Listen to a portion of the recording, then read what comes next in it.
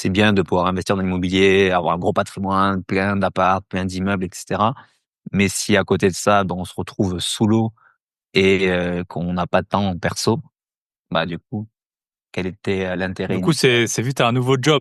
Enfin, comme un C'est business, ça. en fait, hein, tout C'est simplement. c'est exactement ça. Et en fait, on est arrivé dans un monde où je me suis dit, mais en fait, le banquier, il s'en fout un peu d'avoir mes revenus, de voir mes trucs, Mhm. etc. Lui, ce qu'il a besoin de savoir, c'est le projet, comment il va tourner, et surtout les porteurs de projets.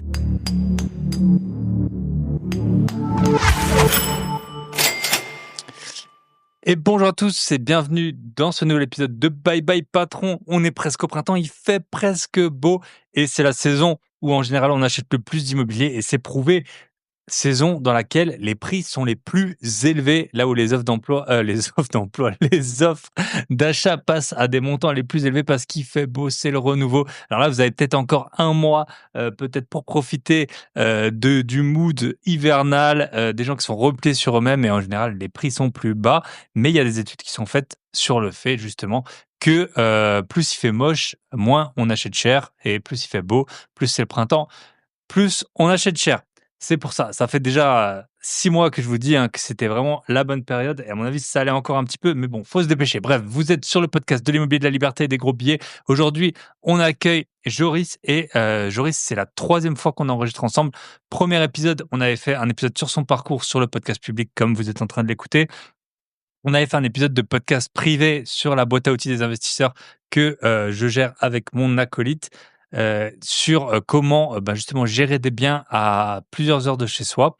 Et là, ben, on fait un petit update. Donc, ce que j'aime bien avec Joris, c'est qu'on est, je trouve, sur la même longueur d'onde. On en est à peu près au même niveau de d'investissement, voilà, de patrimoine. On n'est plus en phase de énorme croissance. On est plutôt en phase de croisière sur nos patrimoines immobiliers, même si ben, j'ai acheté 5 biens en l'espace de 8 mois. Mais voilà, on est dans une phase plus de croisière et où on se lance dans d'autres activités. C'est ce qu'on va voir avec Joris. Aussi, on a la problématique des biens qui s'usent, des biens qu'on garde dans le temps, des locataires qui tournent. C'est plus exactement les mêmes questions que celles qu'on se pose quand on est investisseur débutant. Et je sais qu'il y a énormément d'investisseurs chevronnés qui m'écoutent. Donc, à mon avis, ça va vous plaire. Donc, avant de commencer avec Joris, comme toujours, j'ai des annonces.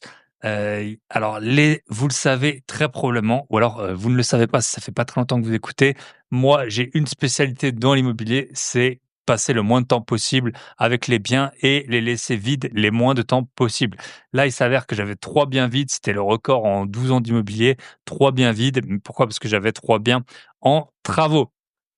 Et ben, mon appartement, qui a été, défoncé là, comme je vous en ai déjà, parlé, à plusieurs reprises et ben, ça y est, il est loué. J'ai un autre appartement qui va se louer, donc on n'aura plus qu'un appartement, vide et il est vide pour une bonne raison, c'est que le syndic doit venir faire des travaux, on leur court derrière. Et ça, c'est un bon conseil que je peux vous donner, c'est vraiment courir derrière les gens en immobilier, les appeler tous les jours, voire plusieurs fois par jour, si vous avez besoin d'eux. Donc voilà, tout rentre dans l'ordre. Est-ce que je vais me relancer dans des visites? D'ailleurs, j'ai eu pas mal d'agents là qui m'ont envoyé des biens en off market et j'avoue qu'il y en a un ou 2 qui me tentent bien. Mais bon, j'avais dit que je ferais une petite pause, donc on va voir. On va d'abord s'occuper encore du dernier bien et quand tout sera loué, voilà, j'aurai la tête à ben, peut-être repartir en visite. Mais en tout cas, je suis content. Voilà, les biens, ils se louent, l'argent, il rentre. Chaque jour qui passe en immobilier, c'est de l'argent ou c'est des jours où on encaisse et chaque jour qui passe avec des biens vides, c'est de l'argent perdu. Donc pour ça, je suis très content, très satisfait, bah, de comment je gère, ces biens et je gère ces problématiques. Je sais qu'il y en a qui sont un peu moins rigoureux et bah, ça leur coûte pas mal d'argent. Donc ça, c'était le premier point. Deuxième point, en fait, ce que je voulais vous raconter, c'est une petite anecdote de la semaine. C'est que, moi, je dis toujours: «La façon dont tu fais une chose, c'est la façon dont tu fais toutes les choses» et si vous avez écouté depuis longtemps les épisodes de podcast, vous le savez que moi, avant d'acheter, beaucoup d'immobilier, j'avais un petit business d'achat-revente de voitures et d'abord, ça a été des vélos, des consoles, puis, des voitures et en fait, là, maintenant, je suis souvent chargé de vendre les voitures des gens autour de moi, parce que, ben, à la fois la grosse compétence que j'ai une double compétence. Alors il y en a une, c'est vraiment de mettre en valeur, comme je le ferais pour les appartements, donc de mettre en valeur les qualités, d'une voiture comme je le ferais pour un bien. Aussi, ça se prépare, hein, que ce soit une vente, une location ou la vente d'une voiture. Typiquement, l'entretien d'une voiture, est-ce qu'on le fait? Est-ce qu'on le fait pas? Est-ce qu'on le fait, dans le réseau ou non? Tout ça, c'est des questions qu'il faut se poser comme on le ferait pour un appartement. Est-ce qu'on refait la cuisine ou non pour le vendre, pour le louer? Donc il y a une phase de préparation, puis après il y a, les annonces et ça, c'est plutôt quelque chose dans lequel, je suis bon, voire très bon, en tout cas meilleur que, très probablement au moins 90 des gens et donc je suis en charge de vendre les voitures d'un peu tout le monde, moyennant commission. Donc là, hop, j'avais, un de mes proches qui a eu une livraison de sa nouvelle voiture. Je me suis occupé de vendre la sienne. Je pense qu'il a pas passé 24 heures là de avec sa voiture disponible et hop, elle était vendue au prix qu'on l'a voulu. Donc en tout cas, ce que je veux vous dire par là, c'est que les compétences dont vous pouvez faire, l'acquisition ou l'apprentissage, soit dans votre parcours immobilier, soit avant, elles vont vous servir, elles sont vraiment interconnectées. Il faut pas voir l'immobilier comme un vase clos. C'est là où on peut apprendre beaucoup de choses, un peu la vente, se mettre en avant, faire, un bon arbitrage, coût-bénéfice. Bah, pour une voiture, bah, c'est sûr que vous pourriez changer les pneus, faire toute la révision, la faire laver nickel, tout, je sais pas, avoir des pièces d'usure, faire la courroie de distribution alors qu'il y a pas besoin de la faire, pour la vendre mieux, du coup, vous aurez mis trop d'argent. Donc c'est toujours un arbitrage à faire et je pense que, c'est vraiment quelque chose, d'important d'essayer d'interconnecter, ses compétences. Donc voilà, je suis content. Là, j'enregistre l'intro, on est dimanche matin et ben, j'ai déjà pris un bon ticket vu que la voiture a été, vendue. Ensuite, je vous fais une petite parenthèse, Académie des gros billets, voilà, ça va être là, je vais passer pas mal de temps à tourner, des vidéos. Donc si vous ne le savez pas, l'Académie des gros billets, c'est l'endroit où je regroupe toutes mes formations. Donc il y a une formation sur la crypto, formation négocier des dizaines de milliers d'euros sur ses biens immobiliers, formation sur la bourse et encore sur tous les side business qu'on peut avoir, habiter gratuitement chez soi, lancer un podcast, écrire un livre. Et là, je vous ai fait une vidéo, qu'on m'avait énormément demandé, c'est, régime ou les régimes fiscaux plutôt que j'ai sur mes biens en France, quel régime fiscal j'ai, quels sont les avantages, les inconvénients. J'ai plusieurs régimes fiscaux, il y en a que je n'ai plus. Tout ça, je vous explique les pour, les contre, pour quelles raisons, eh ben, j'ai opté pour celui-ci, voilà, quels sont les avantages, les inconvénients. J'ai fait un bon tour, donc allez voir la vidéo. Si vous êtes déjà membre de l'Académie des gros billets, vous allez dans l'accueil de l'Académie des gros billets. C'est, celle qui est paru en dernier. Donc, vous le savez, je les trie par mois de diffusion. Et ben, pour les autres, rejoignez-nous. Vous allez sur mon site tout simplement grosbillets.com et en haut à droite, vous avez rejoindre l'académie. C'est meilleur. Vous pouvez pas trouver un meilleur rapport qualité-prix. Vous pouvez gagner vraiment des millions comme moi je l'ai fait, en appliquant, les conseils et tout ça pour le prix, d'une box, SFR et en plus vous pouvez partir quand vous voulez et là pour le mois de février, vous fais en plus, une offre. Vous avez en plus accès à mon livre en version audio lu par une professionnelle parce que moi je sais que j'ai un accent chantant, mais voilà, c'est une professionnelle, une actrice, speakerine professionnelle qui l'a lu et donc je vous le mets en plus dans l'académie des gros billets, en plus des dizaines d'heures de formation que vous pouvez avoir et de tous les bonus. Je pense qu'on a fait un bon petit tour. On va accueillir de coup Joris pour, la troisième fois. Je vous souhaite une très bonne écoute et puis, si vous avez déjà quelques biens, je pense que c'est vraiment un épisode qui va vous servir parce que c'est comment garder et faire évoluer son patrimoine immobilier dans le temps.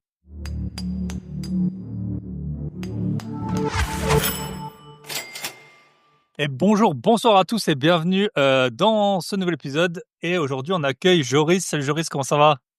Bien, et toi, Thibaut, merci pour Ça va l'accueil. très bien et du coup, j'en ai pas fait souvent mais là je fais on fait un update. C'est un peu, que faire quand on est, rentier, qu'on croule sous l'argent, qu'on nage dans les billets et qu'on sait plus comment s'occuper alors qu'on a 30 ans.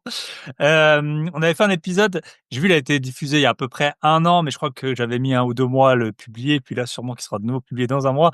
Donc on va faire un petit update, justement de qu'est-ce qu'on fait. Si vous voulez écouter l'épisode, c'était l'épisode je pense du 9 janvier, 2024. On avait vu avec toi que tu investis, on avait fait aussi un épisode de podcast privé, Ouais. que tu investis, loin de chez toi que t'avais quelqu'un sur place, t'avais travaillé c'est dans le pétrole, hein, que tu travaillais, C'est au ça. Brésil? C'était au Brésil que tu Au Brésil et au Nigeria, ouais. Yes, Brésil, Nigeria et donc voilà, on avait abordé aussi tout ce qui était les histoires de financement. Bah, écoute, dis-nous un peu aujourd'hui qu'est-ce que tu fais? Donc tu avais déjà une trentaine, à peu près une trentaine, d'appartements. Heu Qu'est-ce que tu fais maintenant? Quelles sont tes activités? Puis on va voir un peu, comment ça a évolué et puis les conseils d'un investisseur Comment on y arrive? expérimenté. Exact. Bah, exactement, donc ça faisait faire un peu plus d'1 an et demi. Aujourd'hui, j'ai trois casquettes, finalement, qui tournent toutes autour de l'immobilier, de l'écosystème immobilier. La première, c'est qu'on continue de gérer les biens en locatif, donc continue de faire des investissements même en locatif. Le deuxième, c'est une casquette plus pro, marchand de biens, et c'est un peu une évolution, comme tu dis, naturelle quand on quitte son job, et cetera. On pourra en revenir en détail. Et la troisième casquette, elle est plus entrepreneuriale, puisque depuis 2 ans, à peu près 1 an et demi, 2 ans, j'ai créé un écosystème d'accompagnement pour retransmettre finalement tout ce que j'avais appris et surtout pouvoir aider des personnes à évoluer de débutants, intermédiaires, avancés et notamment pouvoir gérer les biens à distance, puisque c'est un peu le sujet qu'on avait évoqué sur le premier podcast. C'est un peu ma philosophie de me dire, c'est bien de pouvoir investir dans l'immobilier, avoir un gros patrimoine, plein d'apparts, plein d'immeubles, et cetera. Mais si à côté de ça, ben, on se retrouve sous l'eau et qu'on n'a pas de temps en perso, bah du coup, quel était l'intérêt Du coup, initial? c'est vu tu as un nouveau job, hein et franchement, il y a des jobs enfin, autant, je pense que tous les 2 on aime bien l'immobilier, autant il y a des boulots comme ça qui sont parfois plus intéressants que certains aspects, de l'immobilier. Et plus Bah, je sécuritaire. pense et voilà et plus sécuritaire et je pense, on va peut-être orienter pas mal l'épisode sur, j'ai beaucoup d'auditeurs qui sont, investisseurs, qui ont j'étais étonné au début, quand j'avais pas rencontré encore mes auditeurs, je me disais que c'était surtout des débutants qui se renseignaient, comme quand tu vas apprendre la guitare ou que sais-je. En fait, quand je parle à des auditeurs, c'est quasiment que des investisseurs. Peut-être, on peut faire une première question que j'aurais pour toi, c'est, comment donc ton parc, forcément il vieillit, enfin tu as fait des acquisitions déjà, il y a plusieurs années. Ouais, Comment tu choisis un peu, est-ce que tu les rénoves? Là, il y a eu les histoires des DPE qui sont tombées entre-temps. Est-ce que tu avais des biens? Voilà, on va faire la partie travaux et après peut-être la partie arbitrage. Comment tu géré un peu, tu gères un peu, ben, ce parc qui vieillit, qui s'use quand même, en fonction des je sais pas si tu as des biens en meublé, mais les biens en mmh, meublé, on voit bien les meubles, clairement ils s'usent. Comment tu gères, bah, ton parc en fait un peu dans le temps, maintenant que la phase d'acquisition, massive, elle est commence à passé. dater, quoi? Ouais, exactement. Mais en fait, c'est un peu ça. C'est souvent on se focus sur la partie acquisition, mais on oublie que la partie gestion, exploitation, c'est quand même une grosse partie de notre métier finalement d'investisseur immobilier.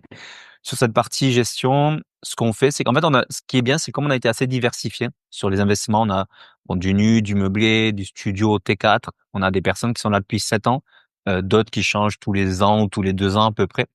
Donc, ce qui est intéressant dans cette stratégie, parce qu'aujourd'hui, donc, on est à monter à plus de 50 biens immobiliers, 54 à peu près. C'est que on n'est pas, c'est par exemple si on avait fait que des colocs, on aurait été genre au mois de juin avec Mmh. 50 locataires Tout ou qui 100, tombe. 100 locataires à changer, etc. le rush. Donc on arrive à être un peu sur l'entre-deux, tu vois. Là, l'été dernier, on avait à peu près 8 ou 9 changements locataires, ce qui est pas énorme finalement. Et du coup, comme tu dis, tu as des appartements qui vont vieillir plus rapidement que d'autres. On essaie beaucoup de sensibiliser les locataires en amont, parce qu'au final, qu'est-ce qui fait que ça vieillit? C'est l'utilisation quotidienne. Et souvent, pourquoi? C'est ben parce que quand les gens sont locataires, ça leur appartient pas, et donc quand ça t'appartient pas, tu fais moins attention si tu sais que tu auras pas de conséquences potentiellement financières derrière. Mmh. Et quand tu as des étudiants, des jeunes actifs qui ont pas forcément beaucoup d'argent non plus d'épargne, tu leur dis, ben écoute, attention, tu as quand même une caution, un dépôt de garantie initialement. Le but, c'est que tu vois dans l'état dans lequel on te donne l'appartement, donc on prend pas mal de photos, de vidéos à l'état des lieux d'entrée. Ben, il faut qu'à la sortie, ça soit pareil. Et nous, on jouera le jeu et tu joues le jeu. Donc, on essaie vraiment d'éduquer parce que finalement, bah, c'est la charge mentale, et cetera, à s'en occuper derrière si c'est dégradé. Sur la partie immobilier, sur la partie plus coup de peinture, et cetera. En général, on a donc, comme on disait, on a un homme à tout faire un petit peu sur place. On a des équipes un peu travaux, rafraîchissement sur place et c'est eux un peu qui vont nous indiquer. Nous, le but, c'est que ça soit reloué rapidement.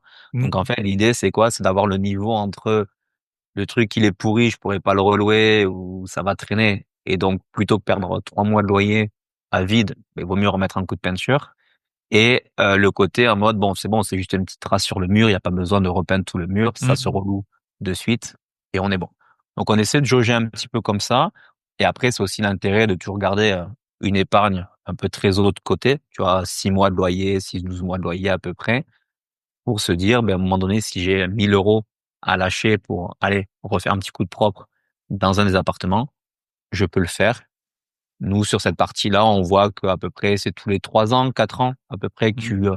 tu remets peut-être 1 000 € de coups de peinture, de petites choses à l'intérieur. Yes. OK. Et est-ce que tu fais une prévisite? Je sais qu'il y a des gens qui font ça, des prévisites de sortie. Ouais. On a un process, qu'on essaie de standardiser au maximum et Mmh. on a une personne sur place. Donc, on a 2 personnes, entre guillemets, sur place. Une personne plutôt liée sur la partie, travaux, «manutention» entre guillemets et une personne plutôt sur la partie, visite, état des lieux, d'entrée, de sortie et cetera et ménage. Et du coup, dans l'idée, c'est que au mieux on peut le faire, en fait, on va faire un maximum de prévention en amont. Dès qu'on reçoit le dépôt de le préavis de départ, par exemple, on se dit: «OK, on actionne tout un process et on va rappeler au locataire comment était l'appartement initialement et cetera Mmh. et on va mettre en relation automatiquement le locataire et la personne qu'on a sur place qui après eux se gèrent eux-mêmes. Comme ça, moi, j'ai pas besoin d'être dans les communications, de savoir ce qui se dit. Moi, le but, c'est juste de savoir que ça se passe bien et potentiellement, c'est qu'on leur propose en fait, on le voit aussi des fois en fonction des locataires. Tu sais, tu as certains locataires où tu te dis, tu as plus de doutes que l'appartement soit en bon état à la fin. Comme en courte durée. Voilà, Parfois tu as c'est 2 ça. messages, tu te dis: «Oh putain, Oh putain, elle va rester pourquoi 4 jours, ça». pourquoi j'ai fait ça? Voilà, donc en fait, tu le sais un petit peu. Donc certains où on a plus de doutes que d'autres, soit parce qu'ils sont restés, beaucoup plus longtemps et ce qui est normal, soit parce qu'on sait que c'était déjà dans la gestion, c'était assez relou et cetera. Là, presque, on leur dit: «Voilà, il vaut mieux pour vous qu'on fasse une prévisite et qu'on vous dise: "OK, il y a ça, ça, ça, ça" à remettre au propre avant la sortie et que finalement ça vous coûte pas d'argent parce que vous l'avez Mmh. fait de votre côté en amont, que d'arriver le jour de la visite, de l'état des lieux de sortie et de tout lister et que vous preniez, 2 000 € de caution en moins. Mmh. Donc on essaie vraiment de faire ça au maximum pour responsabiliser finalement et surtout pour leur dire, à la fin, soyez pas étonnés si ça n'a pas été fait et voilà. Donc on essaie de le faire sur ces profils-là et après c'est la personne sur place qui gère les rendez-vous.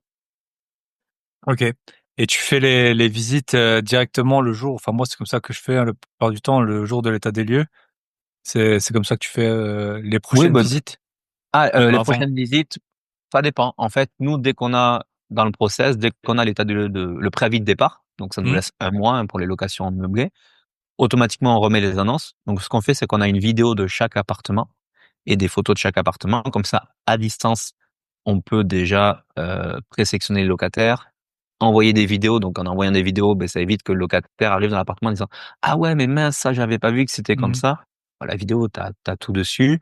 Presque, s'il est déjà sur place, on dit: «Bah, allez voir le quartier et cetera, ça vous va, la Mmh. rue». Voilà et l'idée, c'est que comme ça, on filtre énormément le nombre de visites.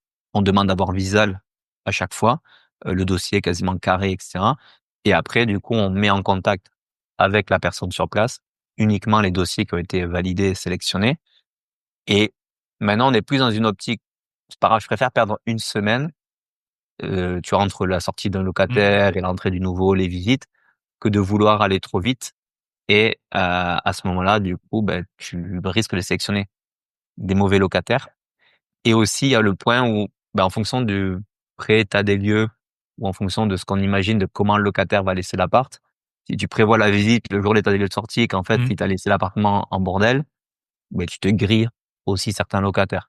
Donc on essaye de laisser au moins 1 ou 2 jours.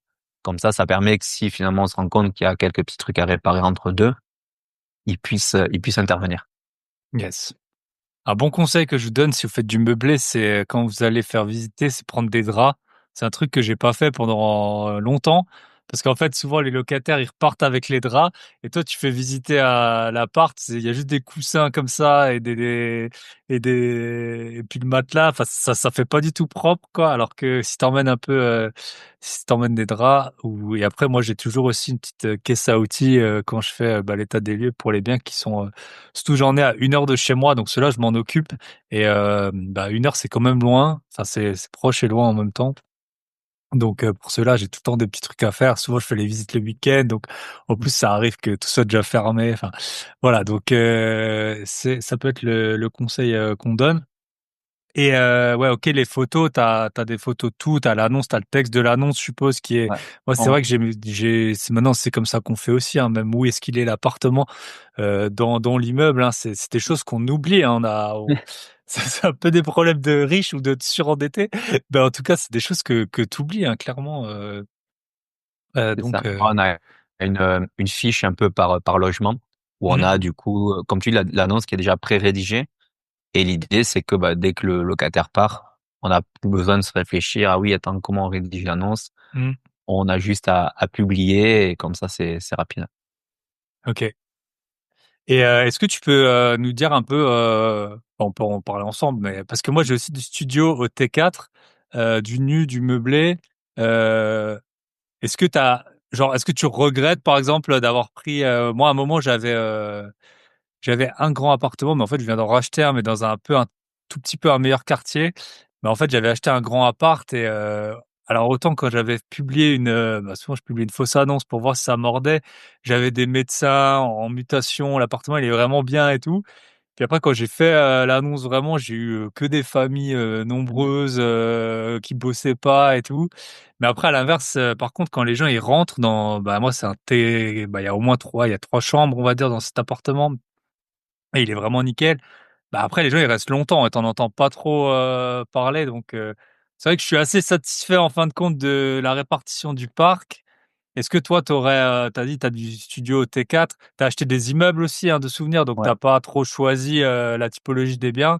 Est-ce que si tu pouvais à privilégier, tu prendrais un type de bien plutôt qu'un autre, ou ça te va, en plus, c'est Ouais, diversifié? c'est vrai qu'on a un peu de tout. Comme tu dis, on a fait beaucoup d'immeubles. Hein. On a, je pense, une dizaine d'immeubles, donc on choisit pas non plus trop ce qu'on a à Mhm. l'intérieur. On fait nos chiffres.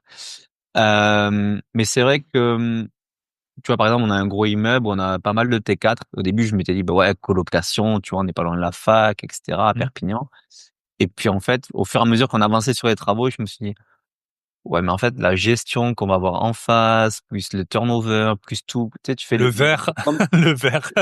la somme de tout, et après tu Ouais. dis bon, allez, enfin, il n'y a pas une énorme différence entre locataire à l'année et Mhm. une famille, tu vois, et mettre des colocs, si tu regardes vraiment le net. Et du coup, on a dit, on va mettre en famille, mais en montant un peu le prix par rapport au marché classique parce que c'était entièrement rénové, tout nickel et Mhm. tout.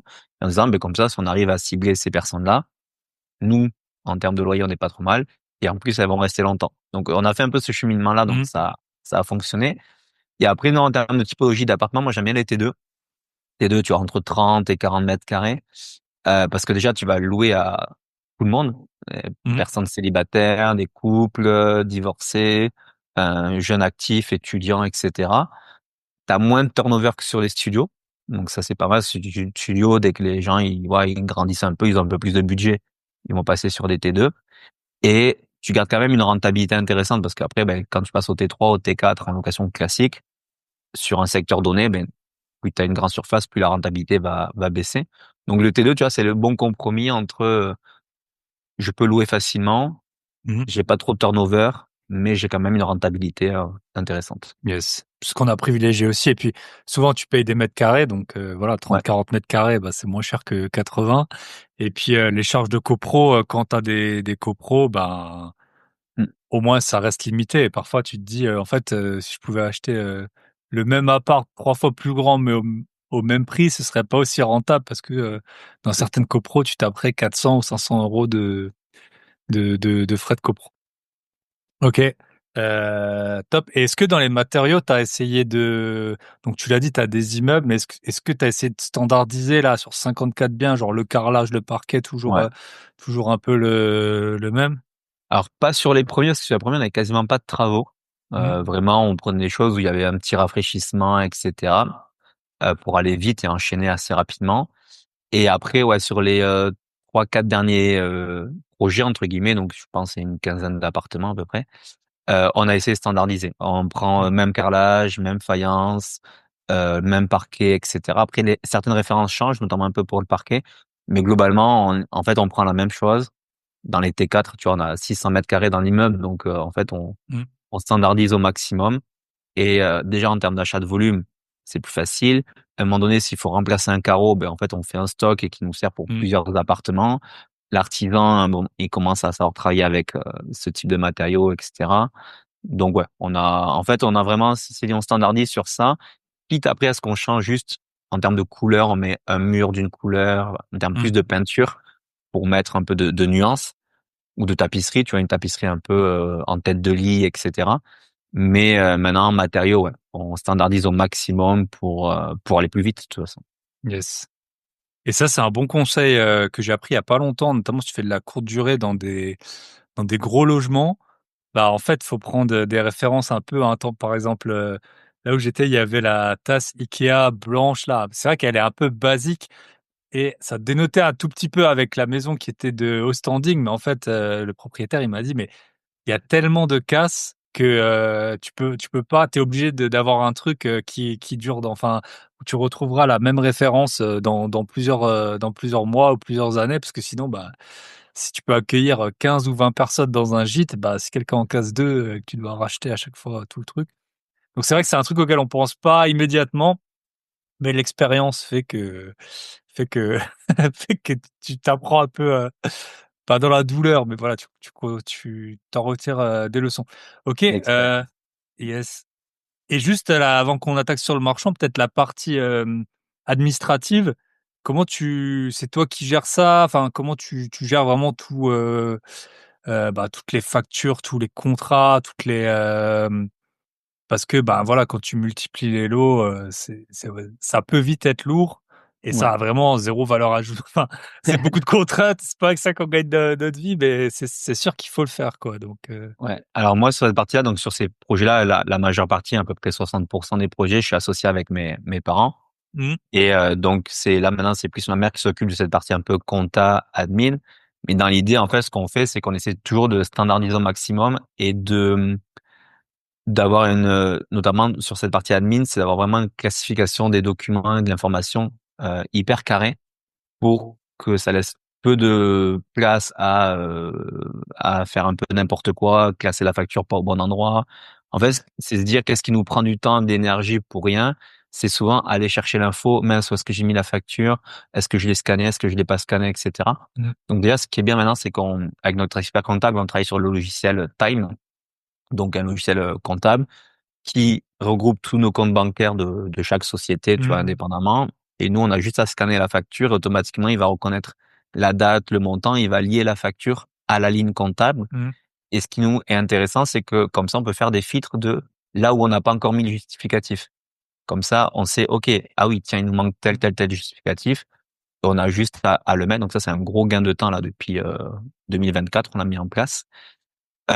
Et après, tout ce qui est contrat, en fait, c'est pareil, c'est qu'on a des contrats types, on a des dossiers, tu vois, chaque immeuble, chaque appartement, chaque locataire a son propre dossier.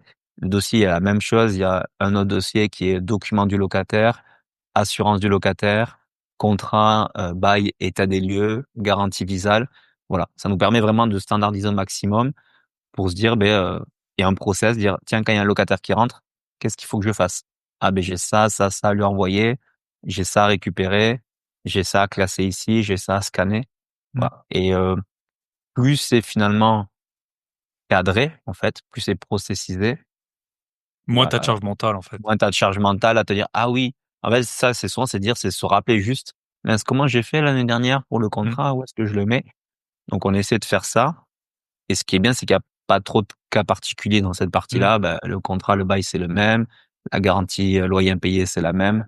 Donc, c'est plus simple. yes.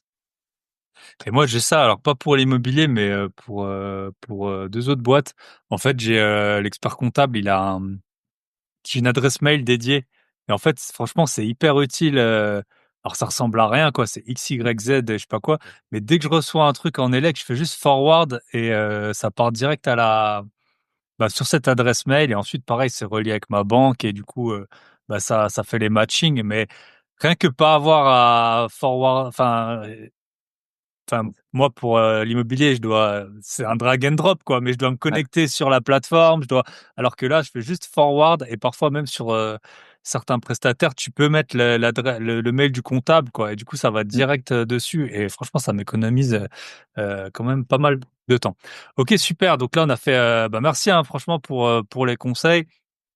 On voit qu'on fonctionne un peu pareil et moi, j'étais auditeur financier et dans le temps, je comprenais pas toujours les on avait toujours ce qu'on appelle un dossier permanent, donc c'est les pièces qui restent pendant longtemps et puis par année et c'est vrai que quand tu commences, tu le prends comme c'est, tu dis: «Bon, bah, c'est comme ça que ça fonctionne», mais après pour l'immobilier, bah, moi je continue de fonctionner pareil, bah, les actes notariés et tout, je les ai dans un dossier permanent, les factures, de travaux importants et cetera.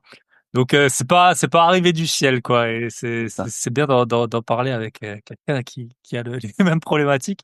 OK, bah, du coup, tu peux nous parler peut-être de la partie marchand? Je pense pas que tu en faisais, quand Très peu, on ouais. avait enregistré la 1re fois.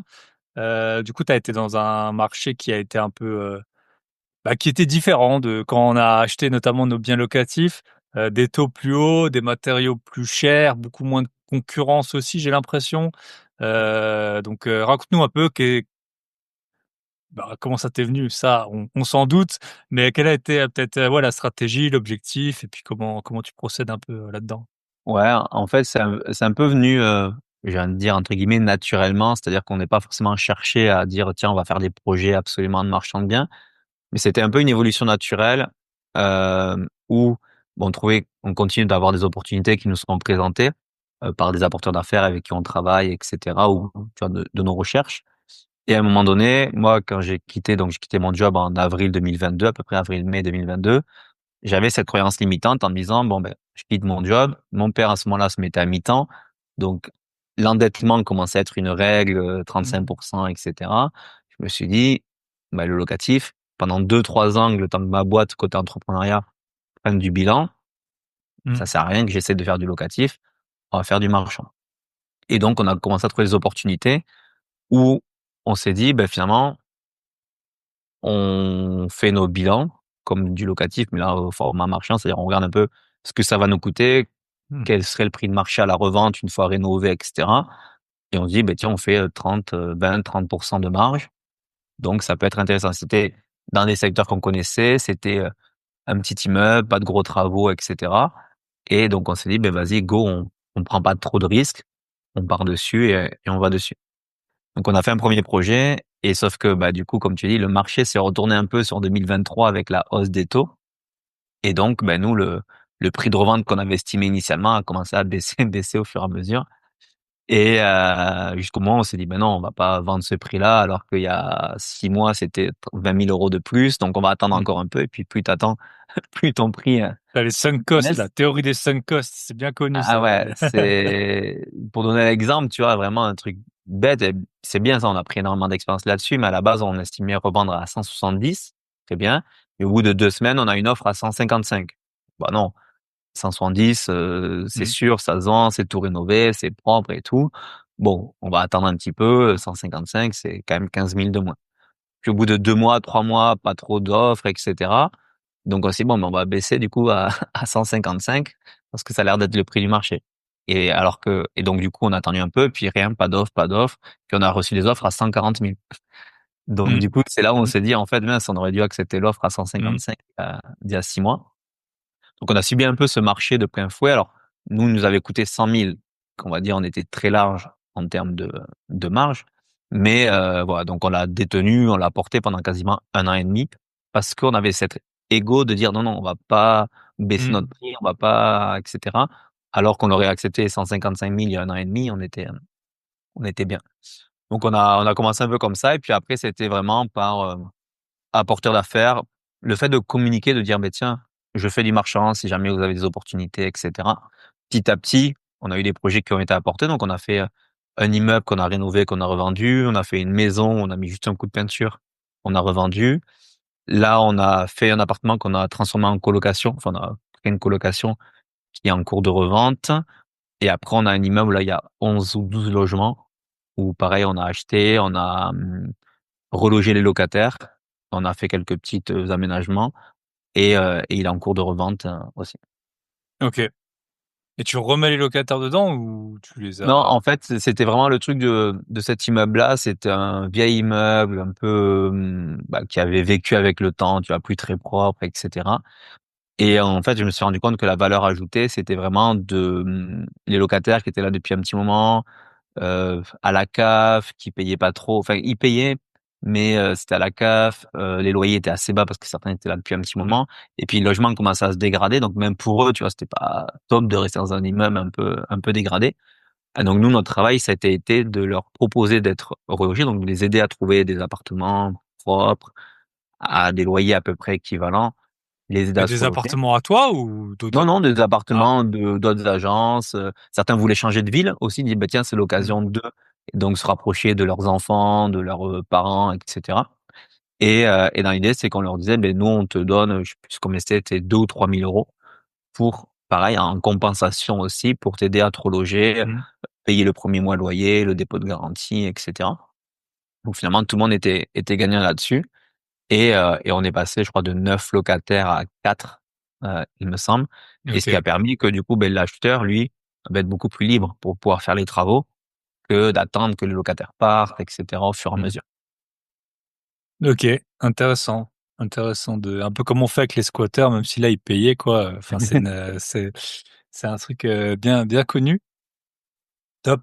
Et là, par exemple, l'immeuble dont tu parles enfin, tu dirais que ta plus-value là, dont l'immeuble à 100 000 que tu as revendu finalement Mmh. 140, tu dirais que ta plus-value, elle est bon, c'est sûr qu'elle a été à l'achat ça, mais ça a été de ton réseau, ça a été de beaucoup chercher ou ça a été des travaux que tu arrives à faire moins cher ou c'est quoi qui a Là, bah, en fait, comme tu as dit, vu le marché avec les prix des travaux qui mmh, aujourd'hui sont quand même assez chers, je trouve que dans des secteurs, sauf les secteurs où tu es ouais, à 8 000 euros, 10 000 euros du mètre carré, tu vois, très, très gros secteurs, très villa, luxe, etc. Là, ouais, tu peux amener des travaux qui t'amènent vraiment de la valeur.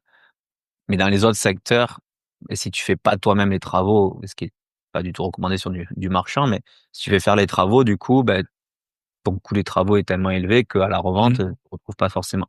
Donc nous, on est plutôt sur des marchands à l'acquisition, comme tu dis, et grâce au réseau.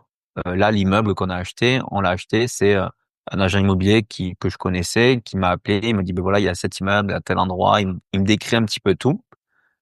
Moi, du coup, ben, je connais mon secteur par cœur, donc même si j'étais là à 800 kilomètres, je sais à peu près combien ça vaut, etc. Et j'ai une idée à peu près du prix. Et donc lui, il m'annonce, je sais pas, 30 000 ou 40 000 euros de moins. Donc je me dis: «OK, financièrement, il est intéressant». Après, il y a peut-être un loup quelque mmh, part, qui m'a pas dit parce que j'avais jamais encore vraiment travaillé avec lui, tu vois? Donc j'ai dit direct, hein: «Me fais pas me déplacer s'il y a la toiture à refaire ou il y a des trucs que tu me dis pas». mmh, Donc il me dit: «Non, non, c'est nickel, il y avait déjà des locataires, il faut juste rafraîchir, tout ça». Et donc par contre, il me dit: «Tu as 2 heures». Dans 2 heures, si j'ai pas une offre d'achat, je l'envoie à ma liste mmh, d'investisseurs. Tu sais, ils ont tous les agents immo des listes d'investisseurs, mmh, immobiliers. Et là, il m'avait contacté parce qu'il voulait essayer de travailler avec moi sur ce projet-là. Il s'est dit: «Ça lui correspond bien, il connaît bien le quartier». Et donc en gros, ben c'est le réseau, initialement pour t'apporter le bien, mais c'est surtout, en fait, l'expertise du secteur et finalement la confiance que tu as à ton analyse et cetera, pour te mmh, dire: «Bon, bah, en fait, j'ai 2 heures pour me positionner». Alors, même si une offre d'achat finalement elle t'engage pas forcément, tu peux toujours te dire au pire, mais là tu as plutôt un côté, réseau que si tu te grilles en mmh. disant: «Ouais, c'est bon, Ouais, je là, te tu fais es l'offre grillé à vie. d'achat» et que tu arrives une semaine après et tu dis: «Ah ouais, mais en fait non, parce que quand j'ai reposé mes calculs, on n'est pas bon». Mmh, Bon, beh, du coup, tu sais, tu vas te griller. Donc ouais, nous on aime bien, c'est ce côté réseau plus expertise qui nous permet en 1 heure, 2 heures de dire: «OK, ouais, j'y vais ou j'y vais pas, quoi». OK, OK, super. Et bah, je pense que là, on est bon avec le marchand et donc là, tu as une structure dédiée, hein, de marchand, quoi, Ouais, forcément pour faire on ça, a une structure dédiée. Après le marchand, la grosse différence sur le locatif, ça va être le financement, du coup, mmh. où, là, on a des taux quasiment à 10. Donc on va pas détenir très longtemps, tu vois? On parlait de faire les Donc travaux là, et tout. ouais, ouais, c'est ça, les 15 000 là, tu les Mais Pas vendre pendant un an, ça peut vite coûter 10%, voilà, nous, 200 000 euros. sur ce Hein. projet-là, le premier, on l'avait fait en fonds propres. Donc, du Mmh, coup, heureusement, on a porté pendant 1 an et demi et ça nous a pas mmh. coûté d'argent. Mais par contre, les trois autres projets qu'on fait derrière, on les fait porter en financement bancaire. Et donc là, on a des banques où, bah, du coup, eux, ce qui les intéresse, c'est juste que tu vas faire une marge. Donc, ils te demandent 20-30% d'apport. Donc, il faut quand même avoir pas mal de trésorerie.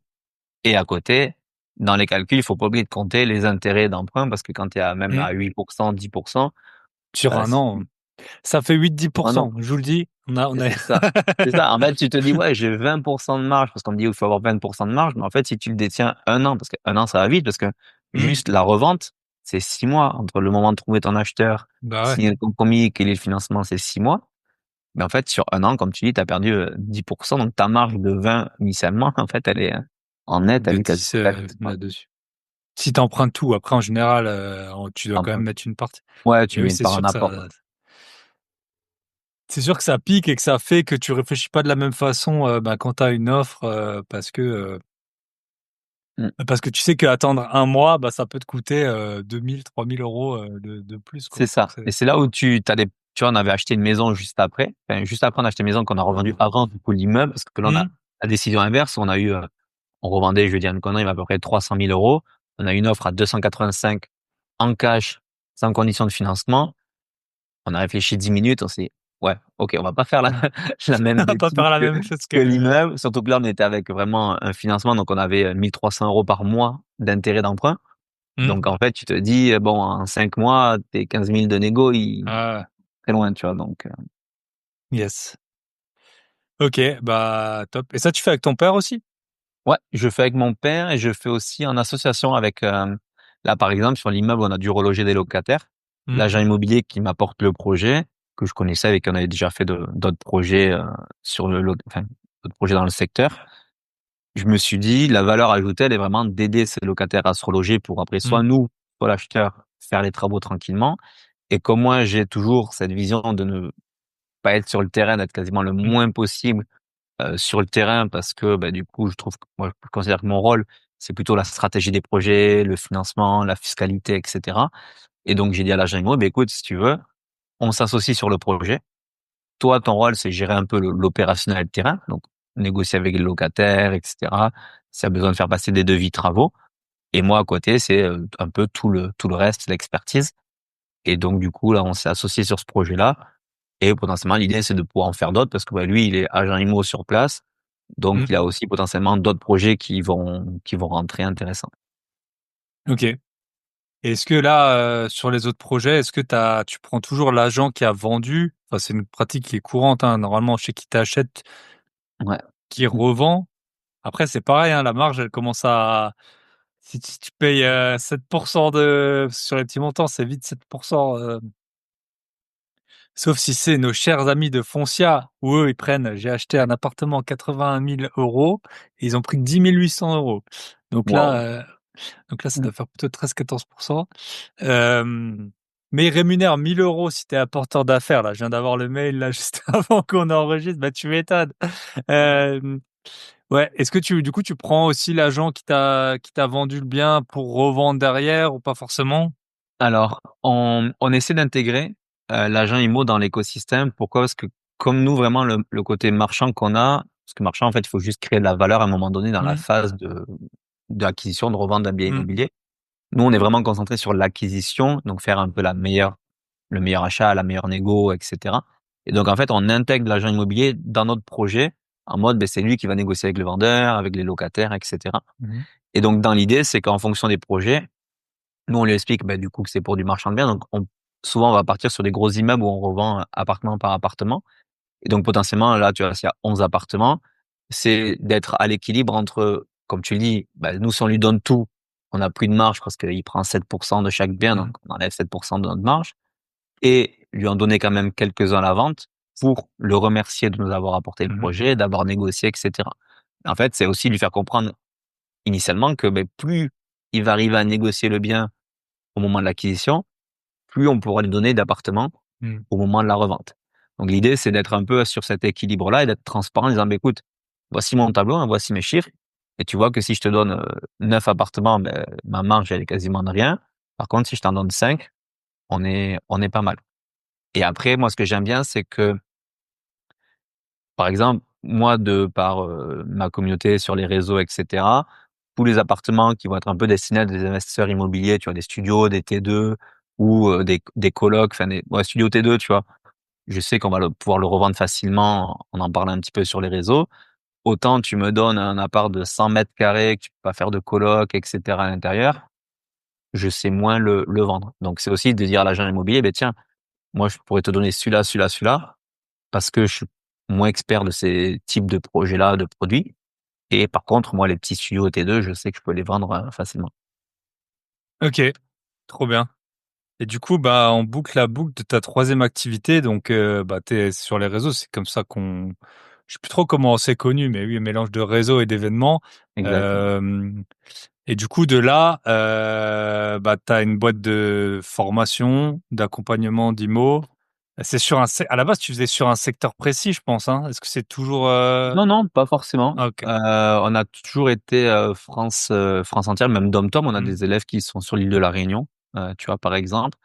Et l'idée, c'est vraiment de fonctionner un peu un format mentorat.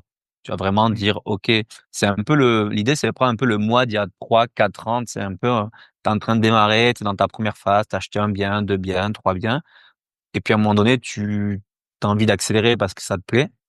Et tu te dis, ben finalement, je veux passer sur un immeuble, je veux dépasser le taux d'endettement. Tu arrives à des nouvelles contraintes que tu n'avais pas au début.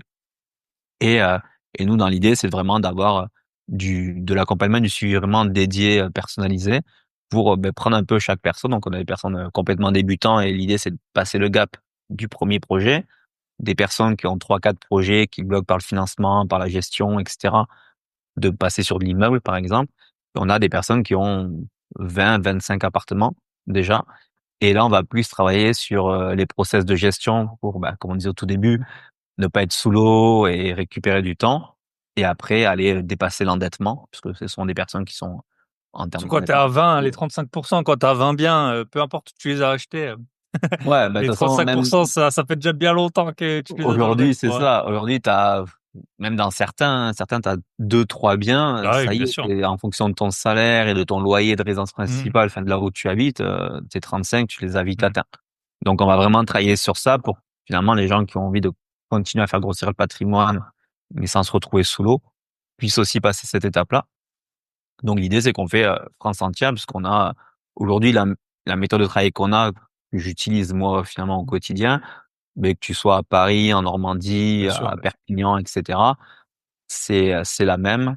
Et donc, on essaie pareil, de standardiser un petit peu tout ça, retransmettre. Le fait d'avoir du côté mentorat, c'est que ça te met aussi un coup de boost, tu vois. Je pense qu'on est Tu es pareil, obligé hein. d'acheter, hein. Moi, nous, on accompagne des On a élèves et tous c'est quand même pris, toujours moi voilà. qui achète le plus chaque année, hein, forcément, hein. On a tous Pas le pris choix, hein. des formations, on a tous pris des trucs et en fait, Mmh. les vidéos, on va les regarder à moitié, etc. Enfin, tu vois, on n'est pas trop engagé non Mmh. plus parce que il y a personne derrière nous pour nous mettre un bon coup de pied, tu vois. Et donc, c'est un peu l'idée, c'est pour ça que je voulais faire plutôt format mentorat pour dire, ben, il y a quelqu'un derrière toi, tu as des comptes à rendre toutes les semaines et on t'aide à monter d'un niveau, quoi. Yes, c'est comme le sport. C'est Heu, ça, on en Moi, je parlait. pourrais vous dire, hein, mangez des fruits, faites de l'exercice et vous allez maigrir. Mais si tu as quelqu'un tous les jours, même s'il fait 200 kilos et qui te met des coups de martinet là, comme on disait, chez nous, et bah, ça va te motiver. Et le gros point du moment, enfin, ça a rien à voir avec l'immobilier, mais moi, ça fait plus d'1 an que j'utilise à fond, l'intelligence artificielle. Je passe un temps de fou dessus et il y a des gens, je sais très bien que ça les aiderait, de ma famille, de mes amis et tout, si j'étais derrière eux, je sais pas, 3, 4 heures, je leur ferais gagner 1 jour par semaine. Mais voilà, après on peut pas être partout et puis ils m'ont pas demandé et du coup, faut pas aider les gens, qui veulent pas être aidés. Ça me ça c'est un bon moyen de conserver son énergie. Bah, écoute, ça m'a fait, super plaisir. Je sais pas si tu voulais rajouter un point, mais sinon, bah, ça fait toujours, du bien de parler entre bah, voilà, on a des activités qui sont très similaires et Ouais, il y a plein un point, d'échanges. mais un point qui peut être intéressant parce que Mmh, tu parlais de que tu as pas mal dans les auditeurs finalement d'investisseurs qui mmh, ont déjà investi, etc. Une fausse croyance que j'ai eue depuis notre update, depuis notre premier mmh, point. Je parlais qu'on s'est mis dans du marchand parce que pour moi, le mmh, locatif, j'ai arrêté de bosser, mon père était à mi-temps, le temps que ma boîte elle fasse des bilans, et je me suis dit: «C'est mort, je peux pas, ça sert à rien que j'aille faire du Mmh. locatif, et la banque elle ira jamais me financer». Et finalement, en fait, on a eu un projet avec un associé, un ami avec qui je me suis associé, qui lui pareil en endettement, il est déjà à 50-60, tu vois? Mmh. Et il me dit: «Non, t'inquiète, on le prend en locatif, ça va passer». Et on a réussi à monter le dossier en société, à le faire passer en investissement locatif avec, ben 5-10 d'apport, je crois, à ce moment-là. Et c'est là où ça m'a fait un déclic en me disant: «Mais OK, en fait, cette croyance limitante, elle vient d'où? Mmh. Et est-ce qu'il y a pas moyen finalement locatif, même si j'ai plus de revenus, j'ai plus et cetera?» Et en fait, je me suis rendu compte qu'il y avait un peu un monde parallèle dans le financement, qui était le côté professionnel où au Mmh. début on démarre, on va dire: «Beh, tiens, j'ai tant de loyer, j'ai tant de revenus, j'ai tant de trucs» et cetera.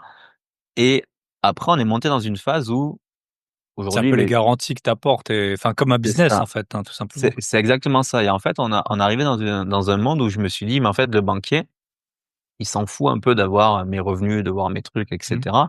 Lui, ce qu'il a besoin de savoir, c'est le projet, comment il va tourner, et surtout les porteurs de projet». Parce qu'en fait, Mmh.